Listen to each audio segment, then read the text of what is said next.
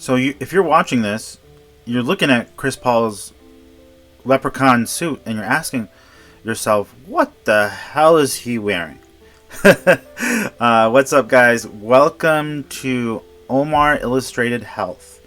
This is my new channel, and this is the second video. So welcome. And what's going to happen here is it's kind of just like you're sitting down with me. We have a conversation about sports. This isn't advice. Don't take it as advice. Please trust me. This is not advice. You need to see your doctor if you have a hamstring injury. They are complicated. So outside of that, please, this is a new channel. I really need subscribers, like badly. So subscribe.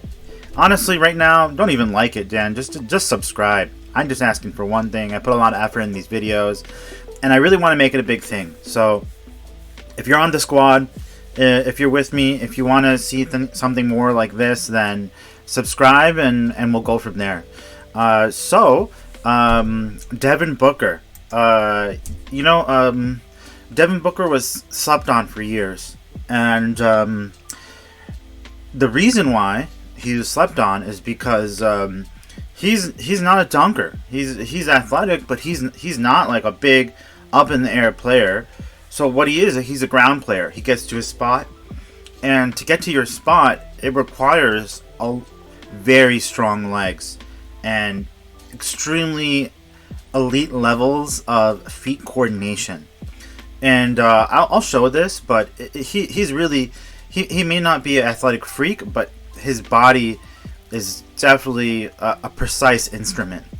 And that's kind of what I'm thinking with this hamstring injury. Really, hamstring injuries, I just don't know how they would know he's going to be back in a certain amount of time. This is one of those things where if he was my guy, I'd be like, listen, man, don't make no promises. Yeah, it's a grade 1, at least that's what the MRI shows. But you guys saw it with like James Harden last playoffs, or like before that. There's countless hamstring injuries where players were supposed to be back and they're just not back. And I don't wish that on Devin. I'm a big fan. But we just don't know, and I don't know how they would know. So let's get it started. So let's just I know this is gonna nobody's gonna know. Nobody's gonna know. They're gonna know. This is actually the original cut of this. How would they know? If you haven't seen it. This embodies how I feel about this injury. Like, I really do hope it's how would they know? a few games, but I can't. Oh my god. Okay, so this is I was looking up like the Woj update on. Look at this, man. Yo, yo, get to the mid range, bro. What are you doing?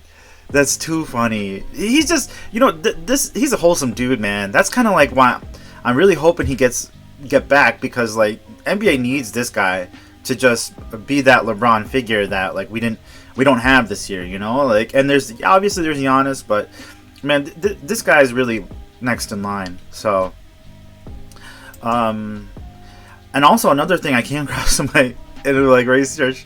Yeah, this is the Phoenix Suns webpage. I've never been here before. Man, this is whack, bro. Look at this. This looks like somebody made it in 1998. Like, there is literally just like HTML. I could have coded this when I was like 5th grade. I don't know what they're smoking. There's no information here either. Like, you click on more, you think there's gonna be more. There's no more. Photo galleries. Why am I coming here for photo galleries? Yo, have you heard Google? Jesus. Alright, so that's just a little rant. Let's really break into this here. So, D-Book, grade 1, 2 to 3 weeks. Reported by Woj. This is the original. Still evaluation, ongoing MRI. Once you see those MRI results, there's no grade 2 tear. Then you're just going to assume there's a grade 1 here.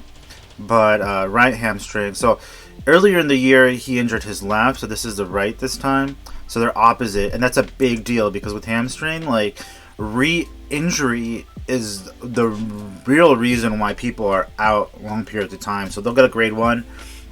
The doctor will tell them 2 weeks, 3 weeks, and then after 2 or 3 weeks, they'll go 100%, and they weren't ready because whatever reason, and I'll kind of break into that a little bit more, and then they have a re-injury, and now they're out like 2-3 months with the grade 1. So it's like I don't think that progresses to grade 2 typically.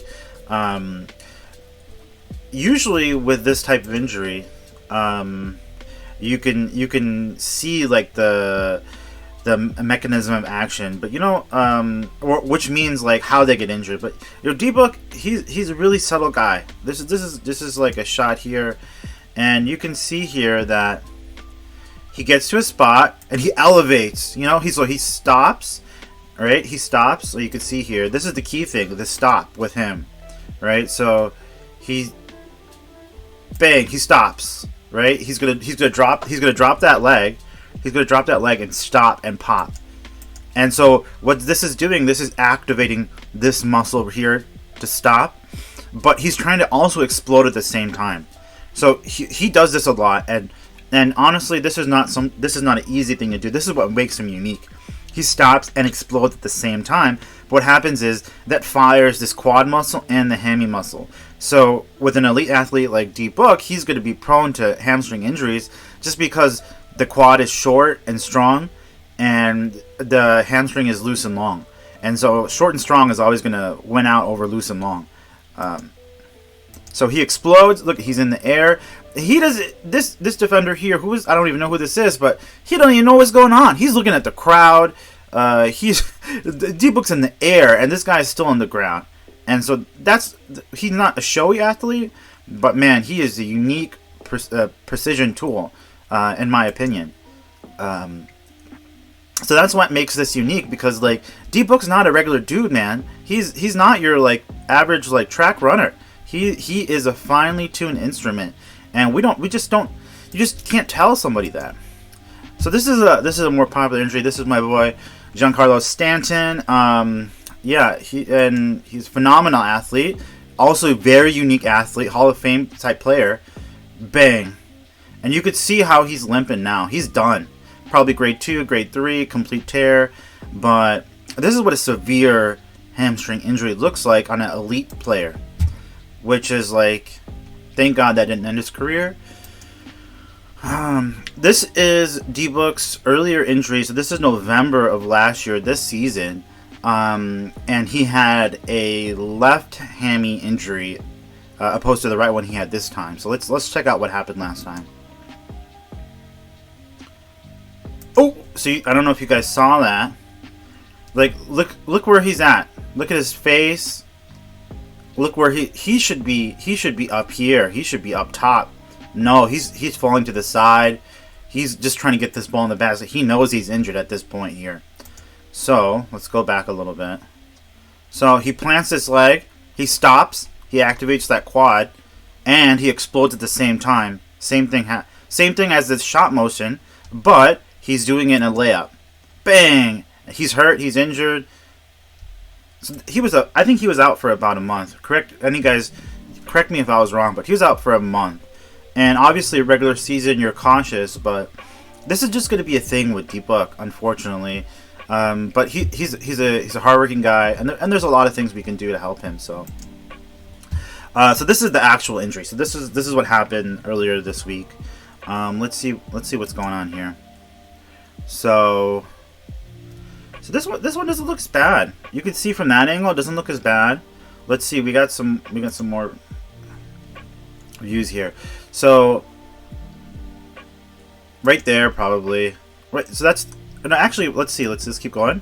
Yeah. That was it. So that wasn't as dramatic. So maybe that 1 to 2 week is like, it seems accurate, but I'll explain a little bit that it's just, you just don't know. And look at him. He's sitting on the bench. He's pissed.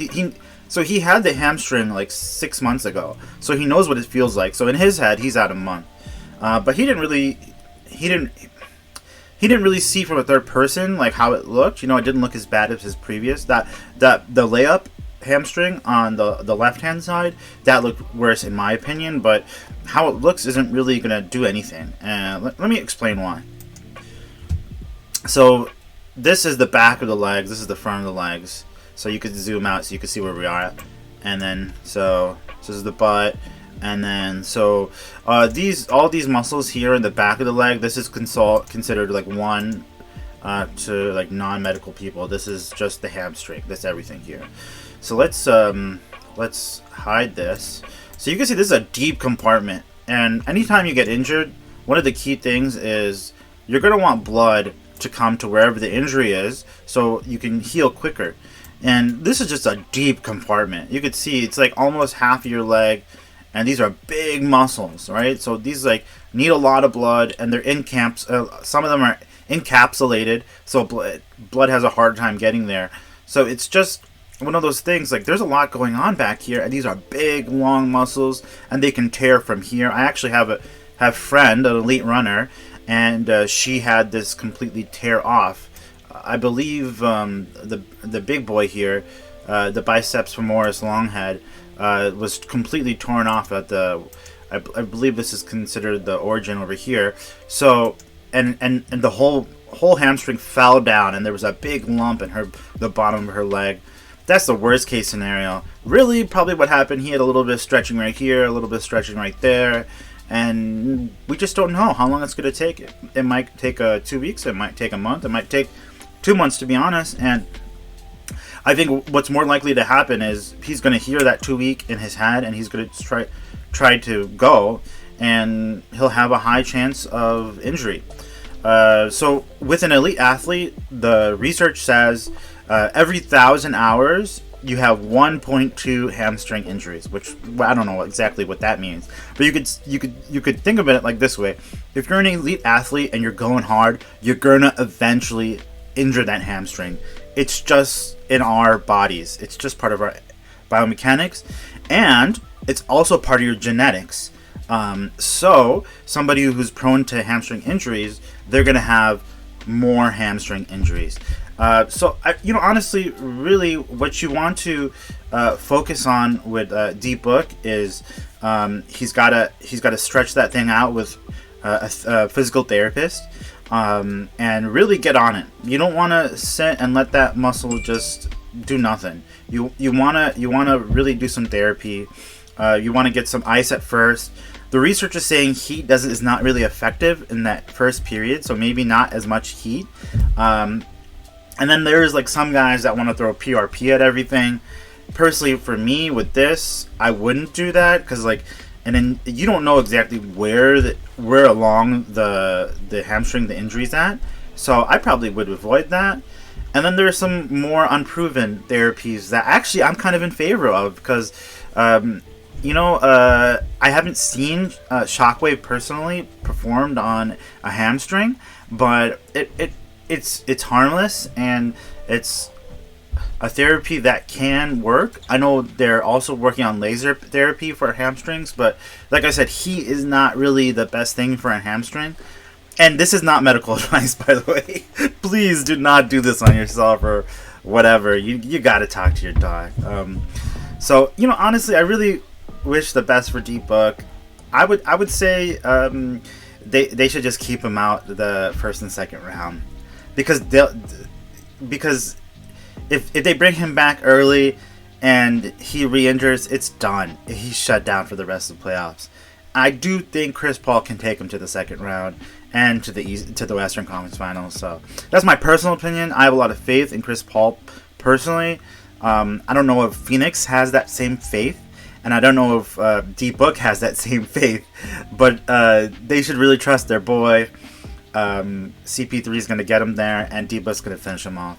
Alright guys, I know it's kind of a long video. This is really a beta test. I'm really trying to see where this is going to go, and if you guys like it, and what I can change. So please comment below, tell me what I can do better, or should I just give it up.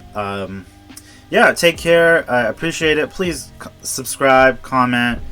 You just subscribe. Actually, just subscribe right now, and we'll keep moving forward, guys. Take care. Peace out.